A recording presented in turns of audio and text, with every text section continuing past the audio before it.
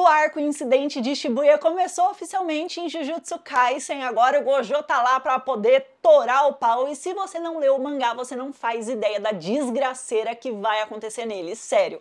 Daqui pra frente é só ladeira abaixo. Vão acontecer muitas mortes, mas muitas mesmo, então hoje a gente vai falar sobre as 13 principais e explicar como foi que elas rolaram. Mas lembrando que vai ter spoiler do mangá, tá? Então se você não quiser pegar spoiler, deixa seu like aqui, sai do vídeo, a hora que acabar essa temporada você volta pra assistir. Vamos lá, logo depois da competição anual entre os alunos de Tóquio contra os de Kyoto, né, foi revelado que existia um traidor entre os feiticeiros, e foi justamente essa revelação que a gente teve no primeiro episódio desse arco do anime, em que a gente descobre que o feiticeiro por trás do Mekamaru, né, era o Kokichi, era essa pessoa que era o traidor. Eu já tô com um vídeo pronto, inclusive, sobre ele para poder postar aqui, então eu não vou entrar no mérito da traição em si, mas a verdade é que assim que ele conseguiu o que ele queria, que era ter o corpo dele restaurado, ele entrou numa batalha intensa contra o Mahito, e durante essa batalha ele deu tudo de si. Ele usou todo o poder que ele armazenou ali por anos, chegou perto de vencer o Mahito, deu um trabalhinho ali pro Mahito, só que no final da luta ele acabou falhando e foi morto pela maldição. Então ele foi o primeiro da leva dos feiticeiros a ir pro saco. Esse daí todo mundo já viu, né? Foi no primeiro episódio, mas tem outros que vocês não fazem ideia. Então, o incidente realmente começa e a gente tem, na verdade, não um personagem, mas um grupo inteiro de pessoas anônimas que acabam presos lá dentro do distrito de Shibuya, que a gente tá vendo lá agora, eles todos presos, né?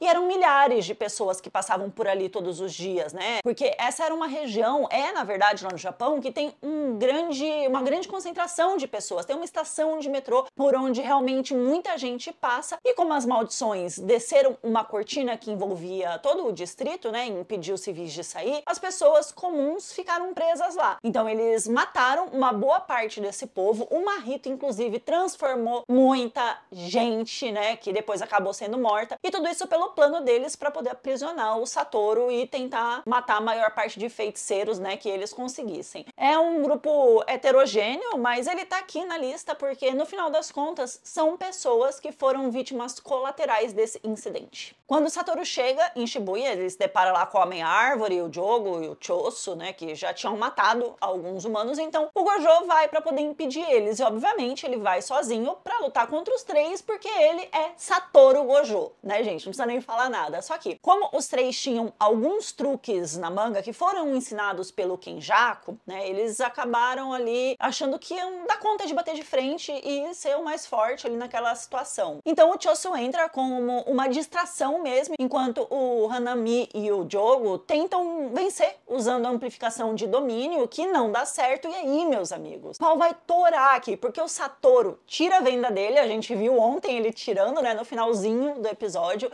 Ele mostra os lindos olhos azuis dele, que tem aquele movimento todo, e mata a árvore maldita lá, né, com uma brutalidade, uma violência que vocês não estão preparados pra ver. Eu espero que não censure, né, nem parece que é o mesmo Satoru tonto que age que nem um adolescente quando tá lá no meio das pessoas que ele conhece. A Ogani era uma usuária antiga de maldição que se aliou com o Kenjaku, né, lutou junto do neto dela contra os feiticeiros, e num determinado momento ela usou uma técnica especial para invocar os mortos.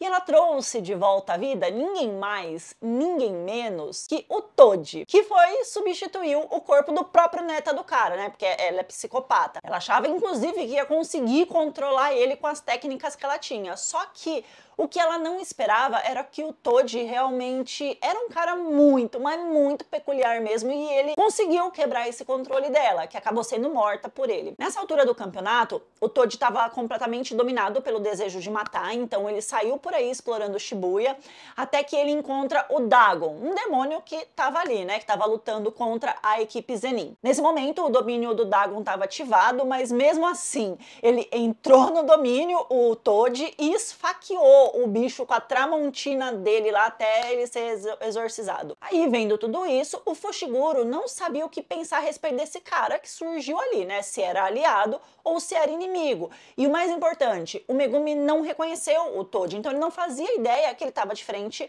do próprio pai. Eles tiveram uma luta breve, mas também não foi das mais fáceis, né? Porque o Toad também, o bicho bateu de frente com o Satorão, né? Esfaqueou, retalhou o Satoru, então o Megumi não ia ter tanta facilidade assim com ele. Só que o Toad acaba perguntando o sobrenome do Megumi. E quando ele descobre que o filho não era um Zenin, ele decide se matar, enfiando a Tramontina na cabeça dele e morrendo definitivamente, pelo menos até agora, né? O Itadori teve uma luta feroz contra o Choso, em que ele quase foi morto, e não muito tempo depois disso, as irmãs Mimiko e Nanako, que eram as duas menininhas lá que o Suguru tinha encontrado na jaula, logo depois que ele se rebelou, lembra? Acharam o Itadori e enfiaram goela abaixo do Pia uma porrada de dedo do Sukuna. E isso fez com que o Sukuna conseguisse despertar e tomar controle do corpo do Yuji. Assim que o Sukuna toma consciência, ele mata as duas irmãs e então o Jogo pede para ele liderar as maldições. Só que como o Sukuna não é muito apegado a esse tipo de laço, ele nem ligou muito para a proposta do Jogo, né? E ele só queria dar uma zoadinha com a cara dele. Então ele propõe que se o Jogo conseguisse acertar ele numa briga, uma única porradinha, ele concordaria em ajudar. O Jogo, então, ele lutou com a alma, o coração, com tudo o que ele tinha, só que mesmo assim ele não era páreo pro Sukuna, que acabou queimando o Jogo até a morte, vencendo a batalha. Então, sim, ele morreu também. O Haruta já devia ter morrido antes, né? Mas toda vez que isso estava prestes a acontecer aí na vida dele, alguma coisa muito milagrosa rolava e ele conseguia se safar, porque ele é um cara de sorte. Se eu tivesse a sorte que ele tem pra ganhar na Mega Sena, né? Talvez eu ficasse rica. Inclusive, talvez eu fique hoje à noite, se eu nunca mais aparecer no YouTube, vocês já sabem o que aconteceu. Mas enfim. Ele foi espancado de uma forma super violenta pelo Nanami, mas ele conseguiu sobreviver. E aí depois, durante a invocação do Mahoraga, né? Pelo Megumi, ele conseguiu ter a sorte de ser salvo pelo Sukuna meio que sem querer ali. Só que quando o Haruta tentou fugir, ali acidentalmente ele foi pego pelo domínio do Sukuna e acabou sendo cortado e morto instantaneamente, encerrando assim o seu ciclo de sorte. Essa morte aqui pra mim foi a mais dolorosa desse arco, ou talvez do mangá inteiro até agora, sem dúvida nenhuma, tá? Durante o incidente em Shibuya, o Nanami e o Mahito tiveram uma revanche. E por fim, depois de matar o Nanami, ferir a Nobara e quase matar o Itadori, ele acabou sendo confrontado pelo Aoi, que chegou para poder ajudar o Yuji, né? Foi mais uma batalha extremamente brutal, onde o Aoi acabou perdendo uma das suas mãos, mas foi graças à ajuda dele que o Itadori teve a chance de aplicar um golpe final no Mahito, né? E ia destruir ele de vez. Só que no momento em que o Mahito ia morrer, o Kenjaku aparece e usa a habilidade do Suguru para poder devorar o Mahito, acabando assim com o ciclo do vilão. E por que a do Nanami foi a mais forte pra mim? Porque apesar do personagem ser muito antipático, ele tem um carisma que só ele tem. E eu acho que não tem fã de Jujutsu que não lamente a morte dele. Então não tem muito o que falar, na verdade, sobre a luta entre ele e o Mahito. Foi uma grande revanche que, infelizmente, o cara retalhado ganhou. Eu chorei e eu imagino que você também. Então me conta aqui qual foi a morte mais pesada desse arco aí, agora que você tá sabendo, se você não leu o mangá, e se você já tinha lido, me conta aí também, tá bom? Qual foi a que você mais sofreu? Eu tenho certeza, 95% de vocês vão falar que foi a do Nanami. Bom, gente, é isso. Não esqueçam de deixar o like de vocês aqui nesse vídeo pra poder ajudar aí, né? Agora que nós não estamos mais com Black Clover como foco aqui no canal, mas eu vou trazer mais vídeo deles, não se preocupa, tá bom? Beijos, tchau!